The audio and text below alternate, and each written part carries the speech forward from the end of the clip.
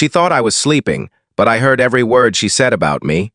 I learned the truth about my marriage without opening my eyes. The room was dark, my breathing was slow, and everyone believed I was asleep after another exhausting day at the hospital. Then I heard my wife step into the hallway with her closest friend, and the words that followed shattered something inside me. She wasn't talking about money, another argument, or my long work hours.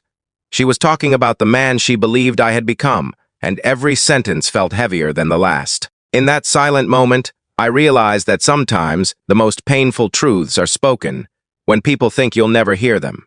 Before we continue, if you believe in kindness, hope, forgiveness, compassion, and second chances, please take a moment to like this video, subscribe to the channel, share it with someone who needs encouragement, and leave a comment telling us where you're watching from. Your support helps these stories reach hearts that may need them today.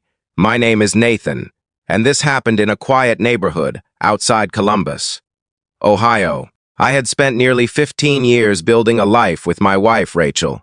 We weren't wealthy, but we had a comfortable home, steady jobs, and countless dreams that once felt unbreakable. I worked as a physical therapist, often staying late to help patients who had no one else encouraging them. Rachel was a middle school art teacher whose students adored her. Somewhere between mortgage payments, aging parents, and endless responsibilities, we slowly stopped seeing each other. We still lived in the same house, but it felt as though we had become polite strangers sharing the same address. The night everything changed, I had come home exhausted, after helping an elderly patient relearn how to walk following surgery. I barely finished dinner before falling asleep on the bedroom bed. Rachel thought I was completely out, so she invited her lifelong friend, Grace, over for tea. Their voices drifted through the cracked bedroom door. I wasn't trying to eavesdrop. I simply couldn't ignore what I heard. Rachel admitted she missed the man I used to be. She said she no longer recognized the husband who smiled easily, laughed during road trips, and danced with her in the kitchen. She believed I cared more about strangers than my own family. She confessed she felt invisible inside our marriage. Then came the sentence I couldn't forget. She quietly wondered whether staying together out of habit was slowly breaking both of our hearts. Those words echoed through my mind long after the house became silent. My first instinct was anger. I wanted to defend every sacrifice I had made, every overtime shift, every missed weekend that helped pay our bills. But as dawn approached, something uncomfortable settled over me. Rachel wasn't attacking my character. She was mourning the relationship we had lost together. Over the following days, I began noticing the little things I had ignored for years.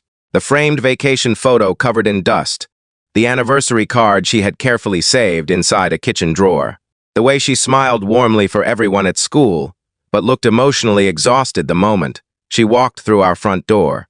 I realized I had been measuring love by responsibility, while forgetting that love also requires presence. Instead of confronting her about what I had overheard, I decided to change quietly.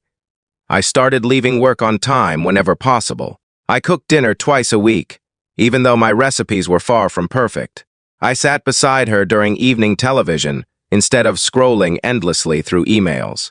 I asked about her students, listened without interrupting, and remembered details that once would have slipped past me. None of these actions were dramatic, but together they slowly rebuilt something fragile. Rachel noticed the difference, but seemed cautious. Trust doesn't return overnight. Weeks passed before she finally smiled the way she used to. One Saturday morning, we found ourselves cleaning the garage together. We laughed after discovering an old box filled with photographs from our first apartment. Looking through those faded pictures reminded us that the people we had once been were still somewhere inside us, simply buried beneath years of stress and routine. Several months later, Rachel admitted there had been a night when she poured her heart out to Grace because she felt completely alone. She never imagined I had heard every word.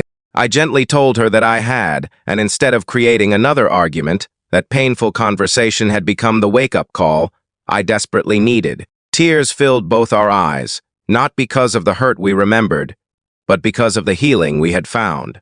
If this story has reminded you of someone you love, or if you've ever discovered that listening can change a life, please leave a comment below and tell us what forgiveness means to you. Your words may encourage someone else who feels like giving up.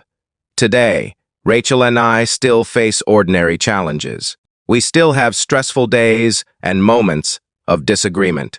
But now we understand that love isn't protected by grand promises.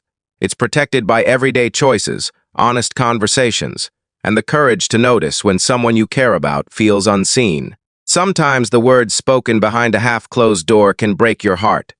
Sometimes those same words can become the beginning of healing if you're humble enough to truly listen. If this story touched your heart, please consider liking the video, subscribing to the channel, and sharing it with friends and family who believe that broken relationships can be restored through grace, patience, and compassion. Thank you for spending these moments with us, and may you never underestimate the quiet power of listening before it's too late.